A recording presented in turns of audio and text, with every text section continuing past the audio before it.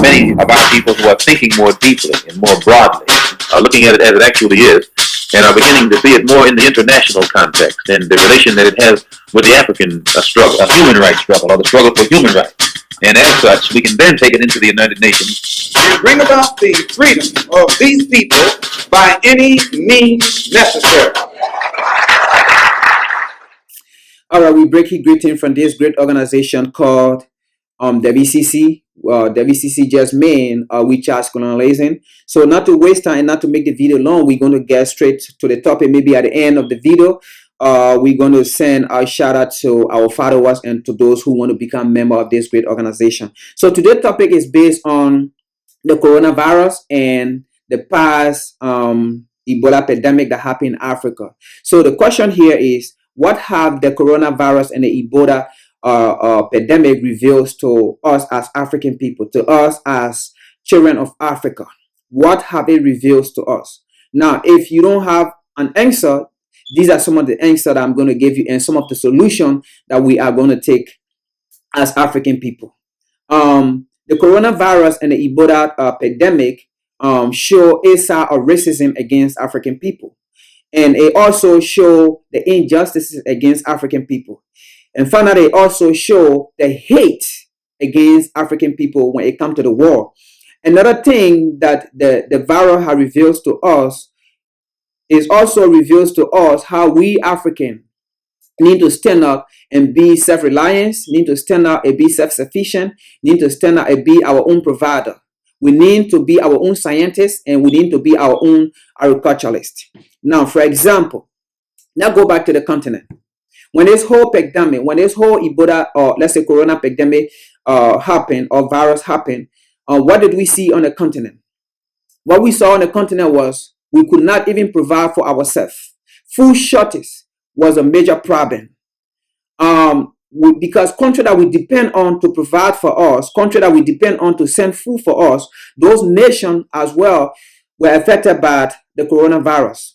So in other words, they were not in a position to send us food. They were not in a position to send us supply.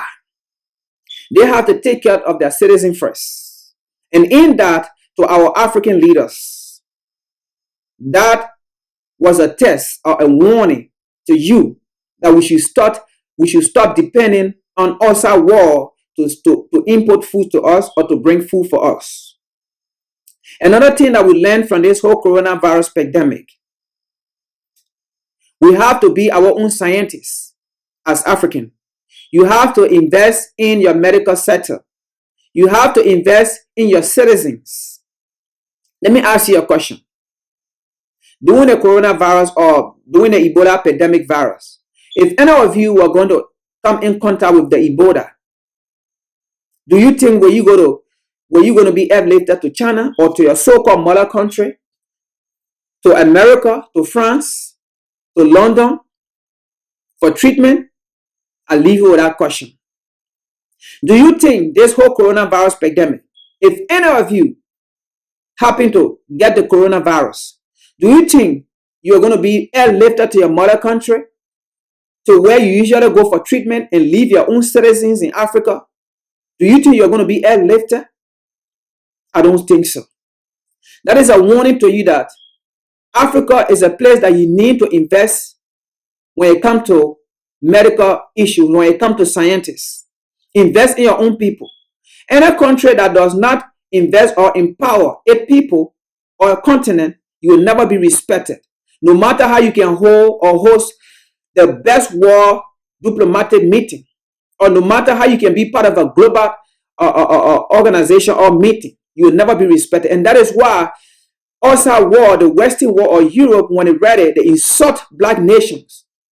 They call African nations shithole and insignificant or naive. Those insults are not going to the ordinary citizens. Those insults and abuse or humiliation are coming to you leaders, are coming to you as African leaders.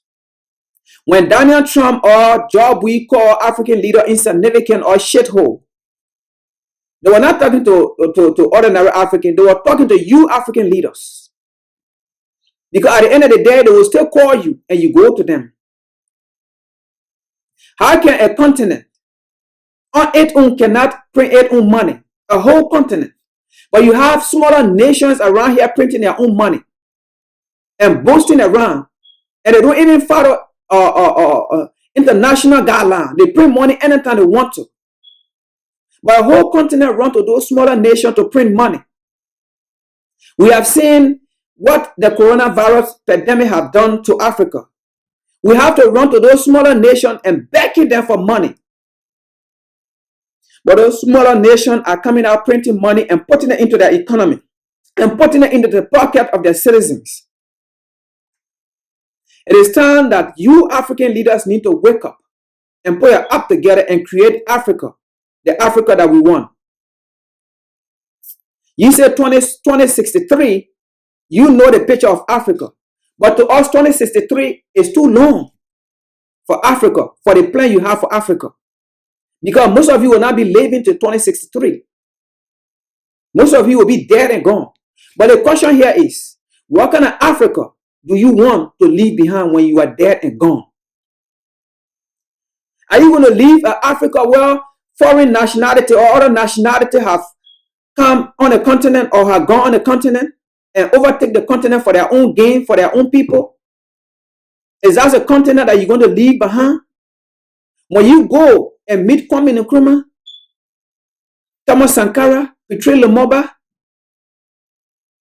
Marco Garvey, Malcolm X, Toussaint,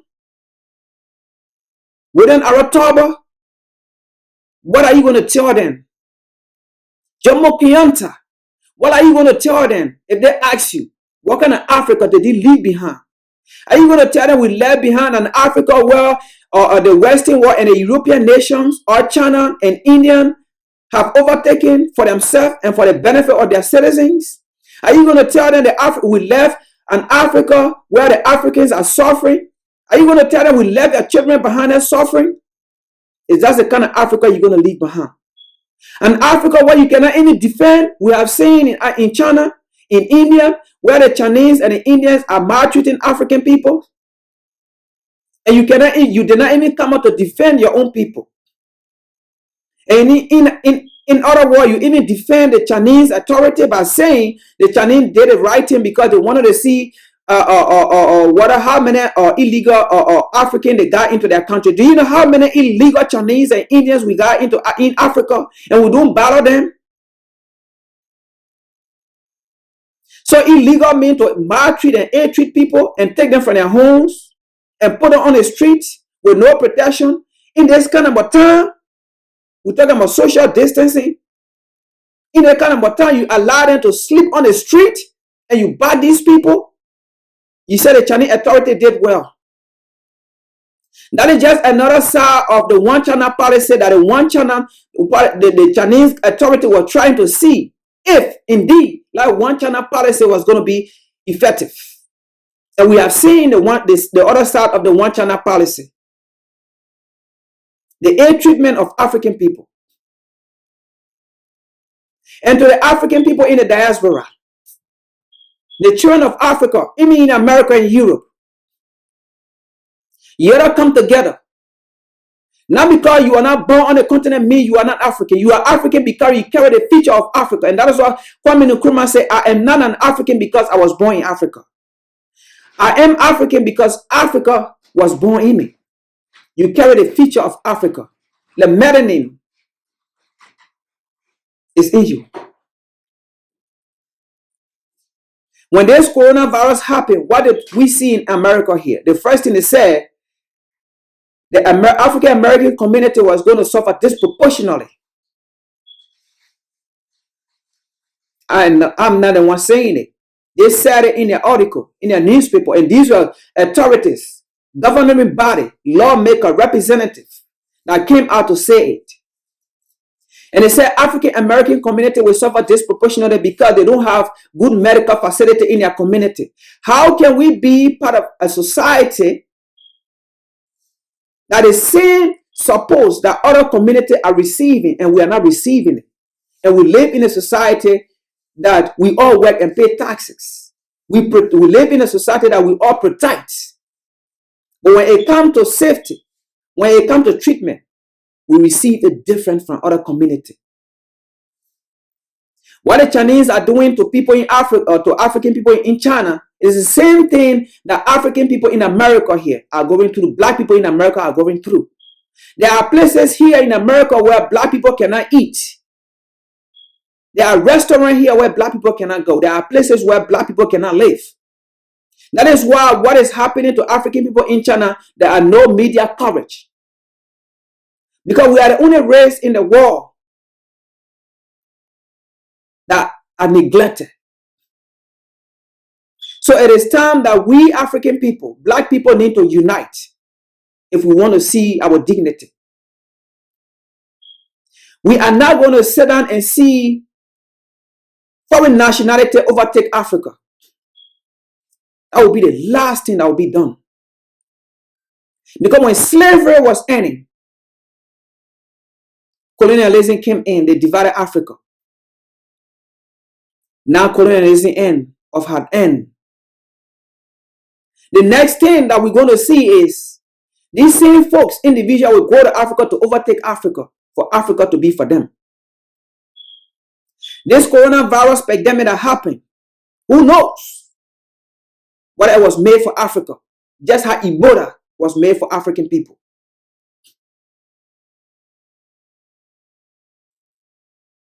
But something went wrong somewhere. That's why you see this whole pandemic. It happened to where it was not supposed to happen.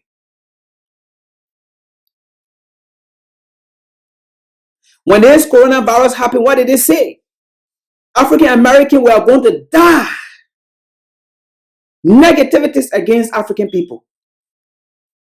And it was the same negativity or negative statement that they took on the continent of Africa. And they said African people were going to die massively. Millions of Africans were going to die. What did you learn from that? Their plan here is to kill African people. Facts. This is not hate. Their plan here is to kill African people. That is why they said millions of African bodies are expected in Africa. And it said thousands of African people in America, bodies are expected. Why would they predict only black bodies? Do you understand where we are going? Do you understand the forces that are against us? It is time to stop saying, I was not born in Africa, I am not African. Because we are all experiencing the same treatment, the same racism, the same hate. African leaders, it is time to work together with African leaders in the diaspora. African leaders on the continent work together with African leaders in the diaspora to create the Africa for the African. That is why Marco Garvey said Africa is for African home and abroad.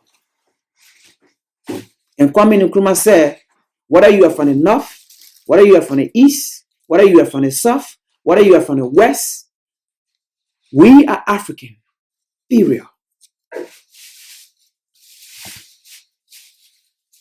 Africa is for the African. It is time that we unite. And that is why this generation of Africans, we will not be the generation that will take pride in praying for the forgiveness of those who hate us, for the forgiveness of those who ill-treat us, for the forgiveness of those who despise us, for the forgiveness of those who oppress us. Maybe our forefathers did it, but we will not be the generation to do it. We will be the generation that will take the part of the Bible that says, do unto others as you expect others to do unto you. If you hate us, we will hate you. If you love us, we will love you. If you mistreat us, we will mistreat you. If you touch one African anywhere, you touch all African everywhere. If Chinese people mistreat African in China, just make sure they have Chinese people in China, in Africa. Any nation that mistreat any black people anywhere, just make sure you have your citizen in Africa. We will do to you the same thing you do to any black person anywhere in the world. So to you African leaders, when these world leaders are calling you for war meetings, they are not calling you because they want to have war meeting with you or because they want to have global interaction. If they want to have global interaction, they will care for black people. They will care for the ill treatment other races or other nationality are giving to black people. They will come to our aid. They will come to our call. There will be social coverage. There will be media coverage. There will be media coverage of all the ill treatment African people receive.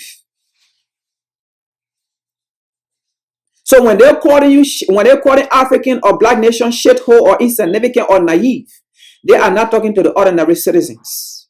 They are talking to you African leaders. Because any continent, any leader that doesn't or that does not empower his or her people, you will never be respected. You will never be respected. Empower your people. Because when you get sick, you'll be treated right in Africa. If any of you get a coronavirus, you will not travel. So invest in Africa. You don't provide food in Africa. Stop these corruptions.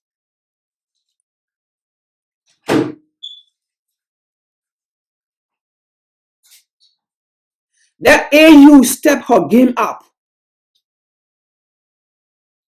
and stop listening to organization called UN. Let me go by history. When World War I ended, the League of Nations came in to bring all the European nations together to fight back, to bring back their economy for their citizens. World War II came in.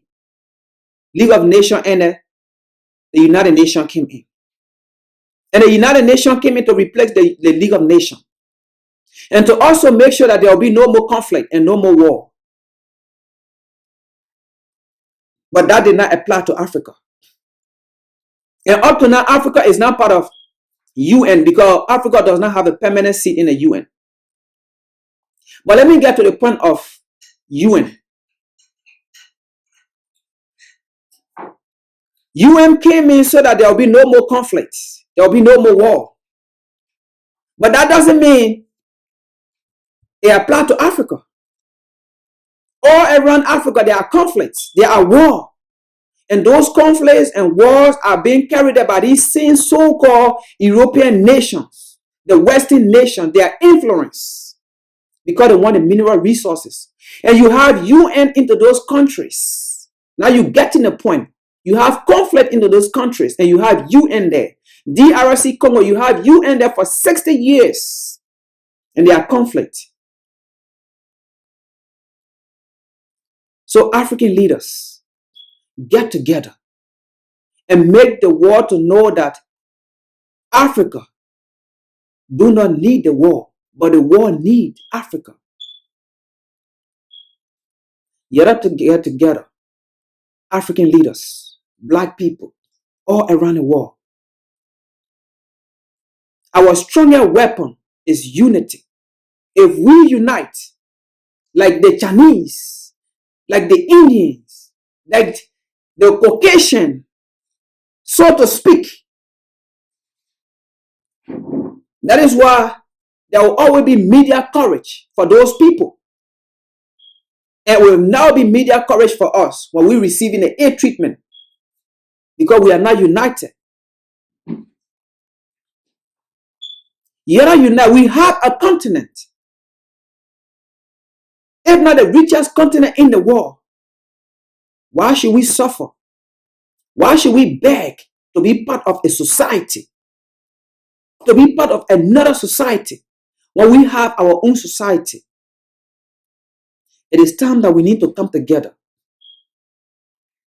This coronavirus should be a warning to us, African leaders, and to us Africans.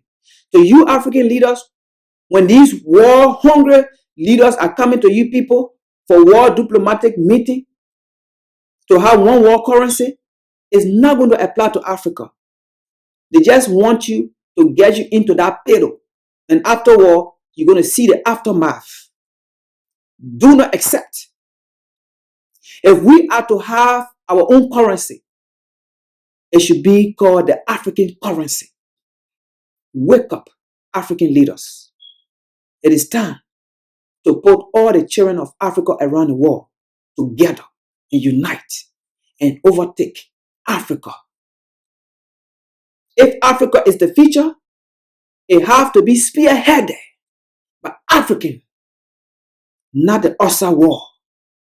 We are not going to be spectator to our own continent. We are going to wake up, and we have wake up.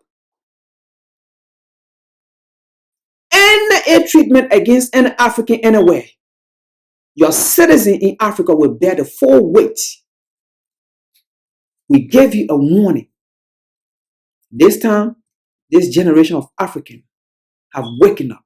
The children of Africa around the world, it is time to wake up and take your continent and put the continent to where we want it to be. And to our leader, what kind of Africa do you want to leave behind when you are dead and gone?